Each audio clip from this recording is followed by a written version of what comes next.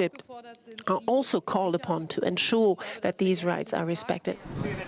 The Quartet group of Middle East peace process mediators who've been meeting here have also been presented with fresh difficulties as a result of unfolding events in Egypt, because they've complicated an already stalled initiative.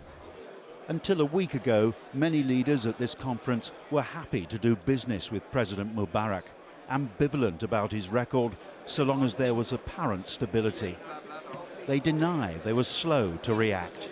I don't think it's about us being slow. I think it's about us being absolutely sure that what we're able to offer we're going to deliver, because the EU will be involved in the region for years to come, continuing to fulfill the promises that we will now give.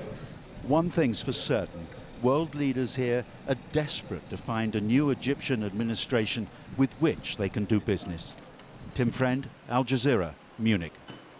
And in a video message to that conference, President Barack Obama's special envoy to Egypt, Frank Wisner, says President Mubarak should remain in power to oversee a transition to democracy. But Washington has distanced itself from his remarks, saying that Wisner spoke for himself and not the US government. The president must stay in office in order to steer those changes through. I therefore believe that President Mubarak's continued leadership is critical. It's his opportunity to write his own legacy. He's given 60 years of his life to the service of his country. This is an ideal moment for him to show the way forward.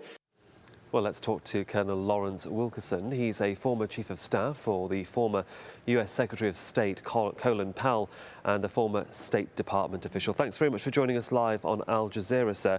Mixed messages coming out of the United States and at a very high level. What do you make of it all? I don't think they know quite what they're doing yet. I'm encouraged by the fact that they're maintaining a tactical posture, at least, of sort of letting the Egyptians handle the situation and hoping for the best. I'm very discouraged today, though. If you're sympathetic with the protesters, which I think I am, I'm very discouraged by what I'm hearing about the greater bulk of the population in Egypt. They are tending to think that maybe this ought to be over with because they're not being paid, their jobs are not being effectively run, their businesses are being affected and so forth. So if they lose the support of the bulk of the population in Egypt, that's going to stop this pretty quickly. Obviously, President Obama is watching what the Egyptian people are doing and saying, and though he is getting tougher with his language, could it be fair to say that he's sort of hedging his bets to decide how much harder or how much harder the terminology is, depending on how the situation develops? Hedging your bets is a good way to say it. I'd say he's trying to affect the best policy and not trying to be too heavy-handed. I think Frank Wisner, whom I know quite well, is right when he says Mubarak has to have a way to leave with some dignity. After all, he has put a lot of his time into leading Egypt, regardless of what we might think about that leadership. And his government has to have some time to smooth the way, save face, so forth, before it departs. I would like to see that departure myself sooner than September, though. And I think something could be worked out. Yeah, sorry to interrupt there. Why is it so difficult for the United States to form a sort of strategic policy in this current time on Egypt? I mean, we do know that Egypt is the largest beneficiary of American funds, but it's becoming a real, you might say, thorn in the side of the Obama administration. How to deal with this situation? You could say it's a thorn in the side. It's a difficulty, it's a challenge, but it's not up to Washington to decide the fate of Egypt. It's up to the Egyptian people. We can help. We can make suggestions, we can guide, and we can hope, but it's up to the Egyptian people to decide the fate of that country. So where do you, or how do you see the situation when you have Secretary of State Clinton backing the position of the Vice President, knowing how the masses on the ground in Egypt feel about anybody in the regime at the moment? I mean, anything that the United States says in terms of support is going to be seen as interference. I agree. I think that's an untenable situation. But I'm also aware of a very astute observation by Karl von Clausewitz, where he says in German, "Und starken Eindrücken," And what he means in that context is avoid the vividness of transient events. We've got to see what happens here, and we've got to see how it works out, and we've got to see just how much these protesters and the people who are supporting them have going for them. We've got to see how we might work out an accommodation between the departing regime, if you will, and we don't even know what might come in, but whatever does come in. That's one of the big questions in my mind right now. I do not see a coherent approach from the protesters to a transition government, so it's got to come from the existing government. You're a seasoned diplomat, sir, there's no doubt about that, but could I just ask you about your opinion of the Egyptian military, because several analysts, and in fact many analysts that have been on Al Jazeera over the past 12 days talking about this situation have all intonated that the military will play a significant role in trying to solve try and bring us the impasse to some sort of resolution. Would you say that's a correct analysis in any way, that the military do have a vital role to play in this scenario?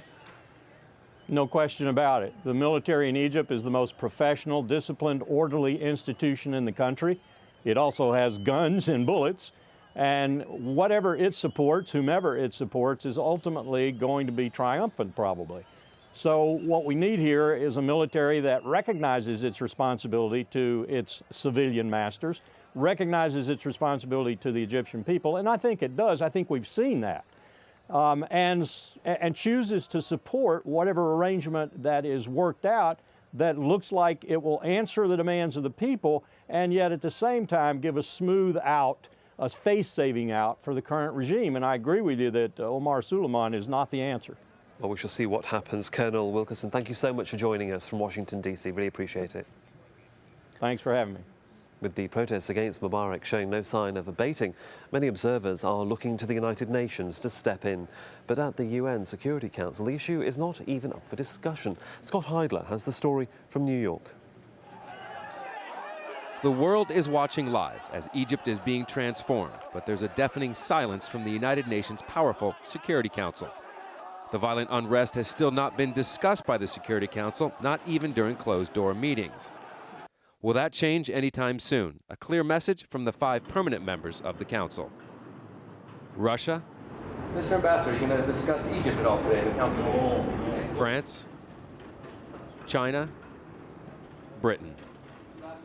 And a brush-off from the United States. And from the current president of the Security Council. Excuse me, Mr. Ambassador, are you going to discuss Egypt at all today? So why is the Security Council avoiding the discussion?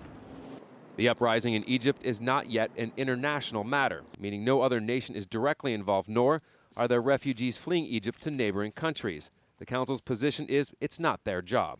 So far, there has not been a request by members of the Council for a briefing on the situation in Egypt. I think that the current view is that this situation is being dealt with at the national level. In its 66 years of existence, the Security Council has never discussed an ongoing popular uprising. It's a very sensitive topic to certain nations. But some feel the fact that those 15 nations who sit here haven't even discussed what's going on in Egypt indicates that the Council is out of touch with the world. The Security Council was a body established in very different circumstances, where the main threat to peace and security was of conflict between states. These days we see that the main threat to stability and to human welfare and to human life is conflict within states. The UN Secretary General, viewed as the world's moral authority, has commented on Egypt, keeping his statements very similar to those of the United States.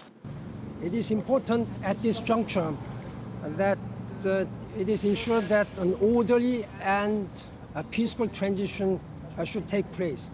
I urge all the parties to engage in such a dialogue and such process without any further delay. The Secretary General said he plans on meeting with members of the Security Council to discuss Egypt. As for the UN General Assembly, the body representing 192 nations, any resolution taken up by the delegates would be non-binding and mainly symbolic.